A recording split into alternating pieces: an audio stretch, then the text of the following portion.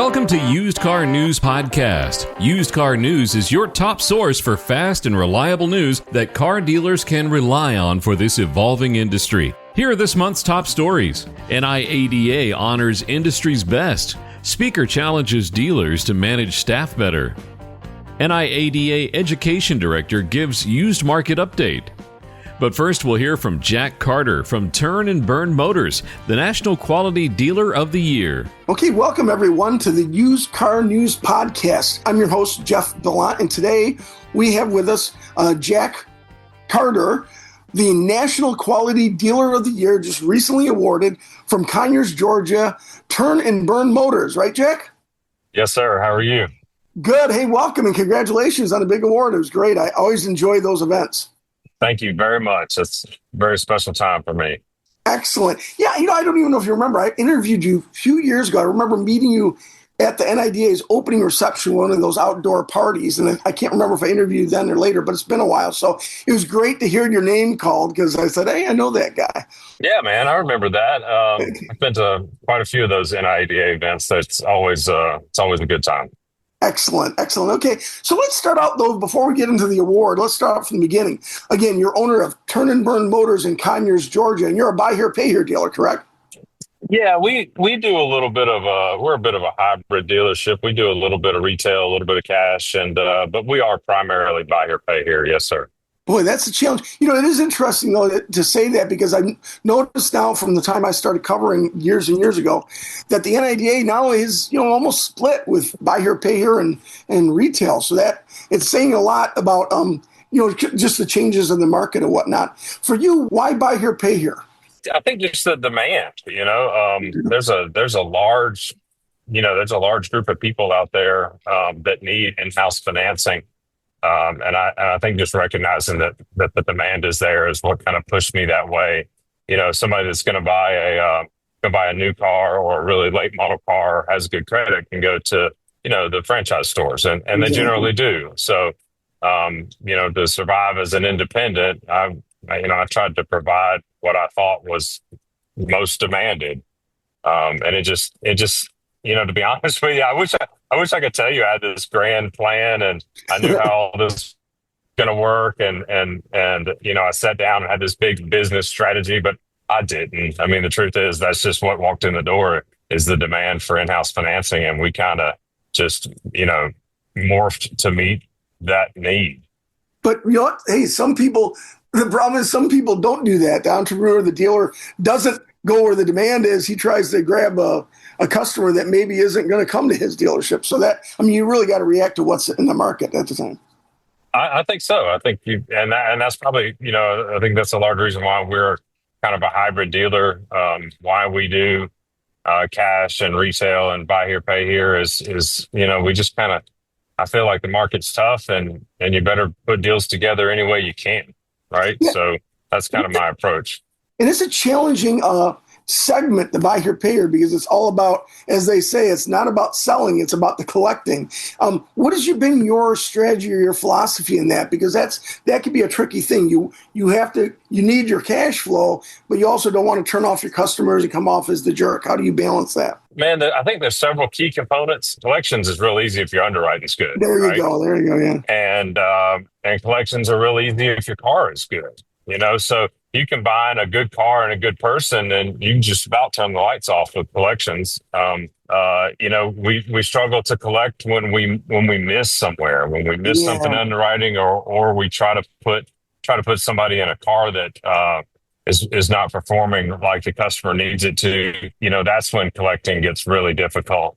And in a way, rightfully so, right? I mean, right. A lot of people, if they need in-house financing, they don't necessarily have, an extra $1,200 sitting around for repairs. So for sure. All that has to be taken into consideration, with what you're dealing with. But all the pieces, when they work together, collections isn't so bad. Yeah, it's funny. That's talking to successful buy here, pay here dealers over the year. That's the thing they hear. It's kind of like when they say you make money when you buy the car, not when you sell it. Collections is kind of the same way. You make money when you underwrite correctly, you don't make money at the back end mostly.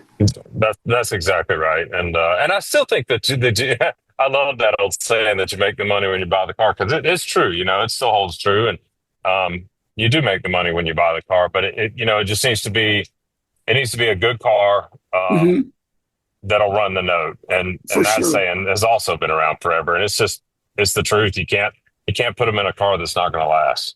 How long are your term lengths on average? Man, I love the shorter the better, right? Right.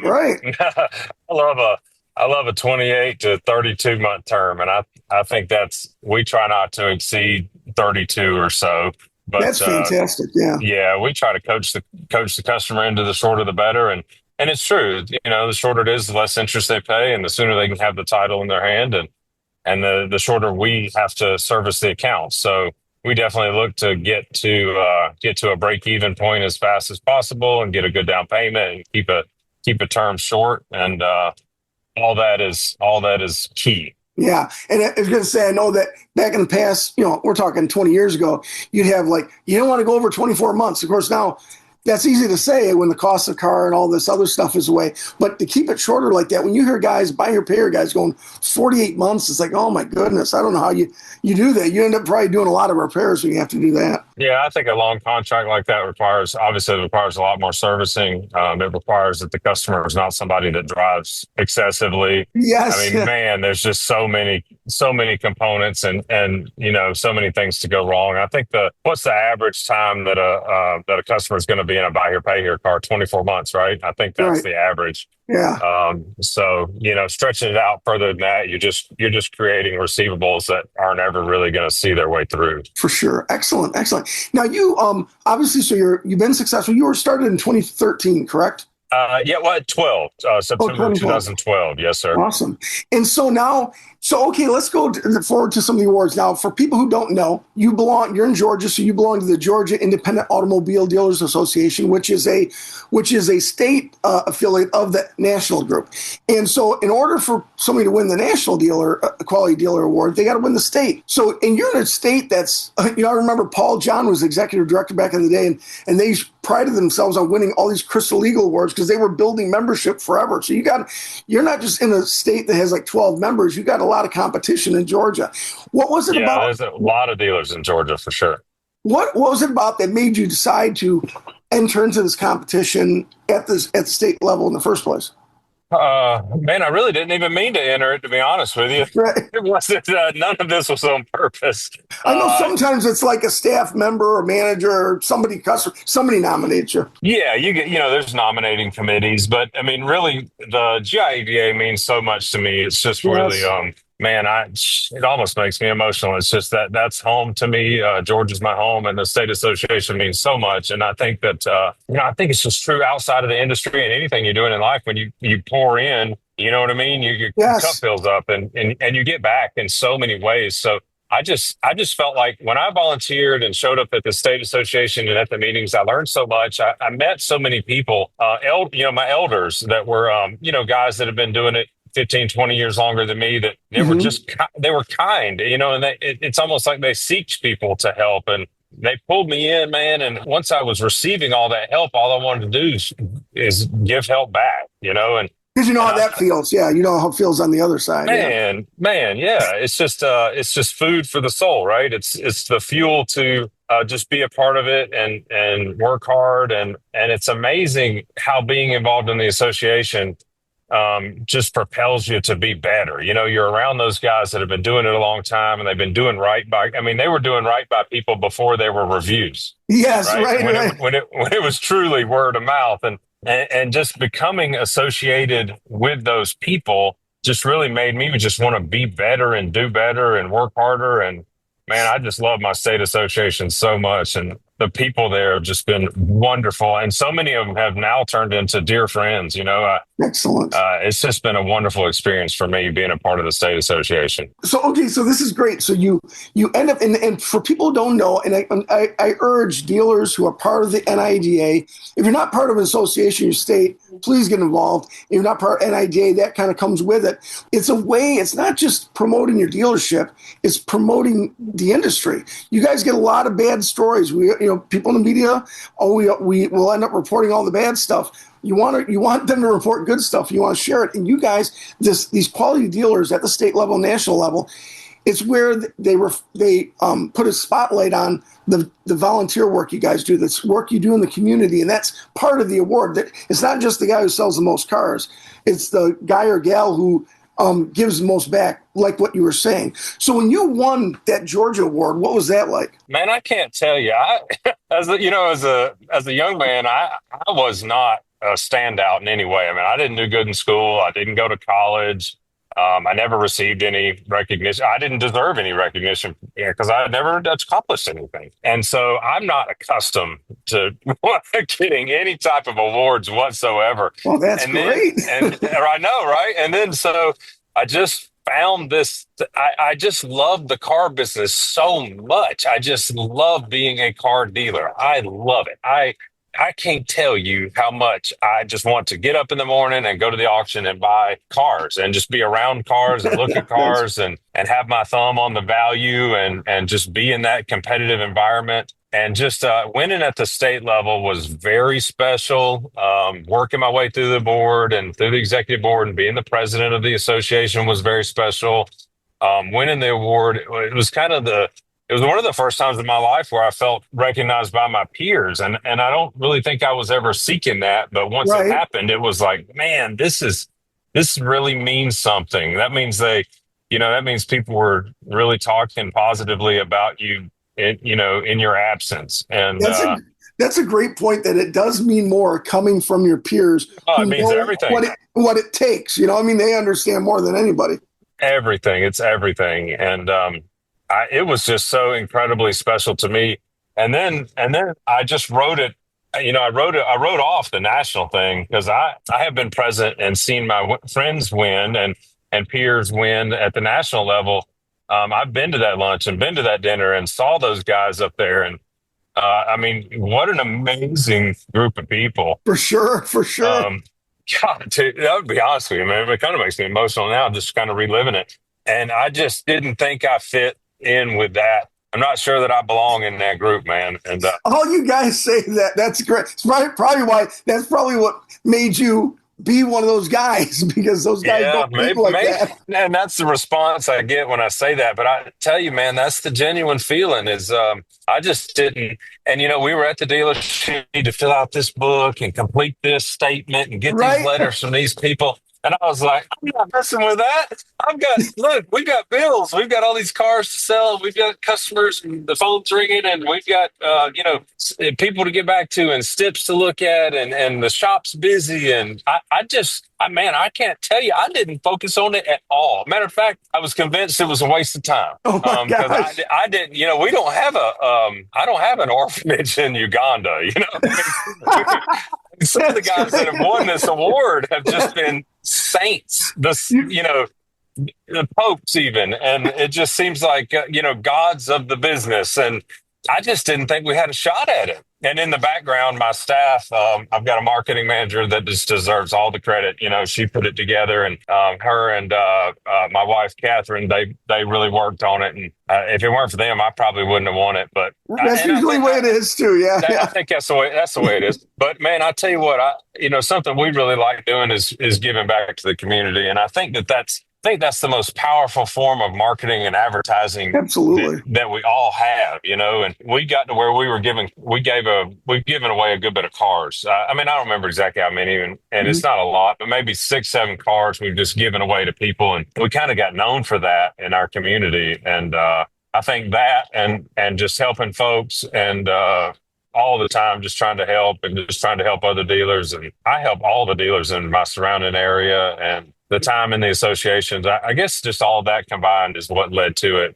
But it was it wasn't ever the goal. The goal was never to win the award. The award just kind of happened, Of course, that's great. And it was great. I tell people all the time, dealers, if you haven't been, they used to do it online live, which I thought was really great. I wish they'd go back to that. But for dealers who have never gone to NIDA go, even if you're just going to go for this award ceremony, because you, like you said, you hear, and even at your state level, there are guys that, like, there's some states, there's a state I know that didn't even have a winner because nobody applied. It's ridiculous because when you hear the stories, like you just said, Jack, you hear these stories and they are so inspiring. And you realize, we hear the bad stuff. There's so many good stories at the NIDA that you got to really listen to those. Now, what's interesting is before you were named National Quality Dealer in Vegas, they named an state executive of the year. That's the other big award, is for the state executive director of a state who becomes basically their number one person who wins the award.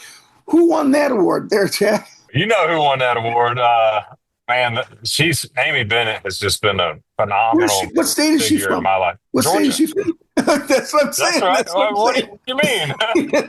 Just want you to The give her only props. state that showed up. I said in my story, it's the SEC is back now. You guys go That's both right. of them. When I applied to get my dealer license, I took my packet, my application for my license to Amy Bennett, and she's the one that got me my dealer license. No way. And then you both win the big awards. What did that mean to you? Because she got her award before you got yours. You know what I love about Amy is that she's as passionate as I am about it, and she just cares so much about the dealers. And I've been in her presence for years and years and years, and always at the board meetings. And she does her best to give back to the dealers, and we try not to lose focus as an association. Our association's been very successful. We're an association that's fortunate enough that we're in a position to try to give back to the dealers, and she's very focused on that. And that to me, that tells me that, her heart's in the right place. And I tell everybody that asks about her, I mean, our association has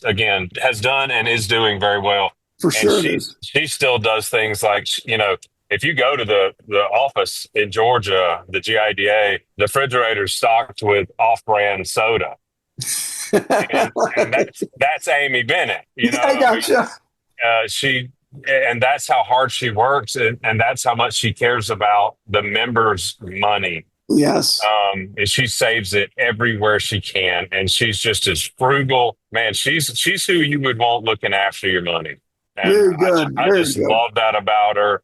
And she's smart, and she's been in the industry forever. She worked at Odessa, and she knows the auctions, and I just can't think of nothing bad about it. I've never heard anything negative about it. No, I haven't either. I haven't heard it either. So what's next for you, Jack? You're at the peak here, but obviously, like you said, you're not doing it for awards. What is this going to do for your business? I mean, as a reporter, I would say, you better promote it, man. This is you, because again, you're not promoting just yourself; you're promoting the industry when you win that. Yeah. So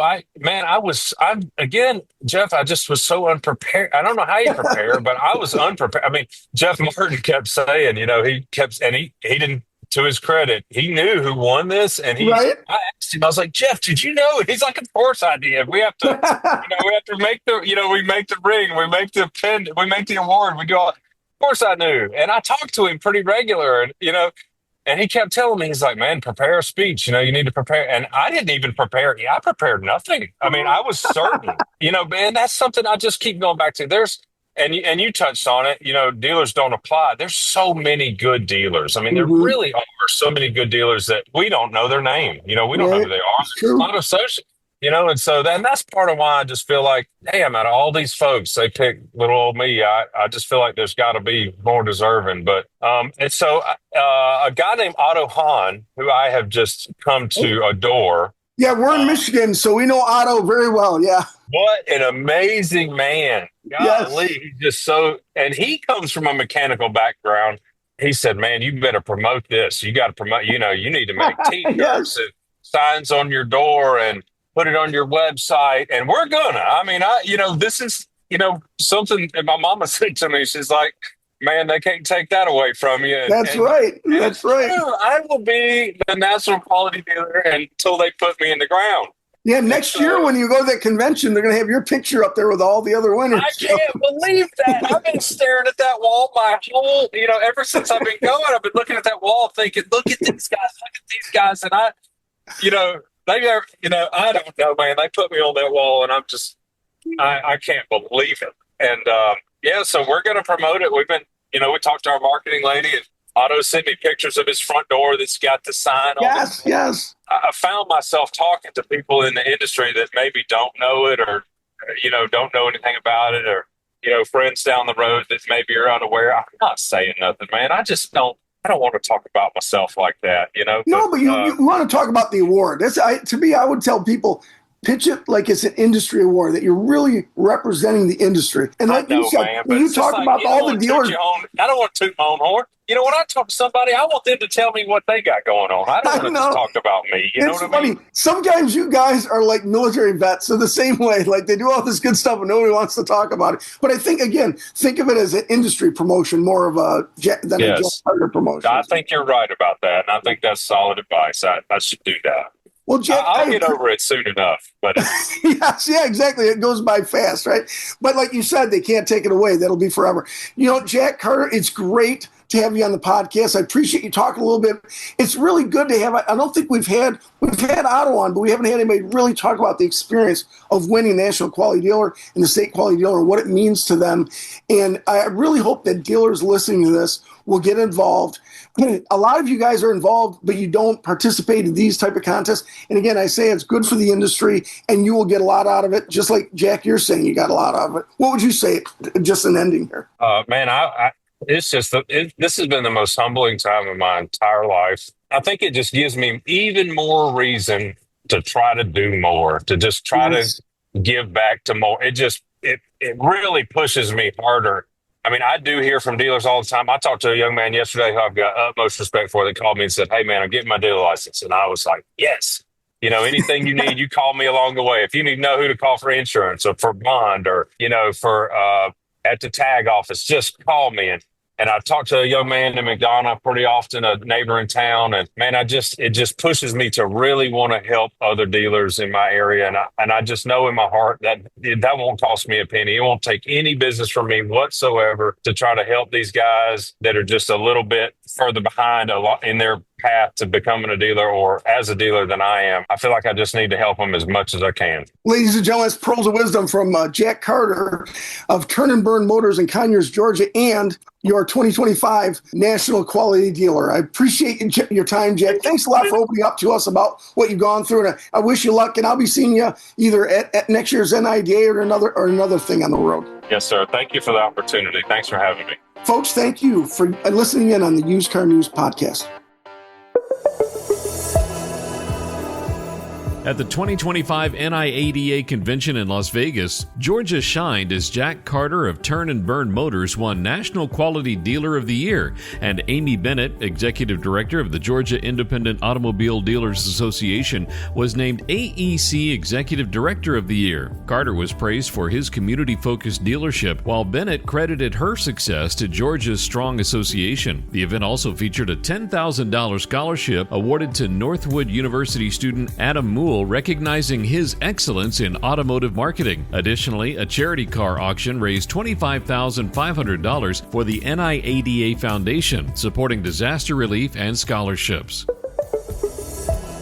South Carolina dealer Luke Godwin shared strategies for building motivated teams in dealerships, emphasizing the importance of a strong culture at the 2025 NIADA Convention. He highlighted that culture stems from leadership and values, urging dealers to lead by example and hire for ethics and adaptability. Godwin advised against commission-based pay plans, advocating for recognition, growth opportunities, and direct motivation through play, purpose, and potential. He stressed the need for clear goals, avoiding pressure, and fostering employee development to reduce turnover and enhance workplace satisfaction. Godwin also recommended management books like Drive and Prime to Perform for leadership insights.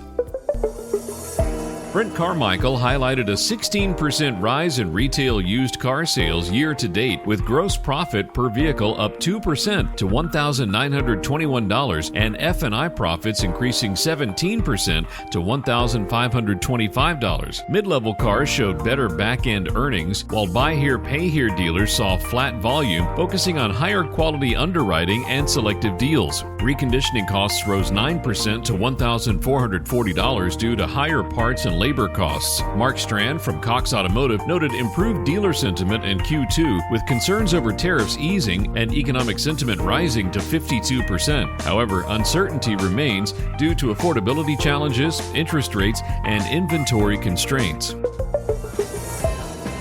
Thanks for listening to Used Car News Podcast. Each month, we'll bring you fast and reliable news that car dealers can rely on for this evolving industry. For a free subscription of Used Car News, please go to usedcarnews.com. This podcast is a production of BG Ad Group. Make sure to share us on social media and like and follow wherever you get your podcasts.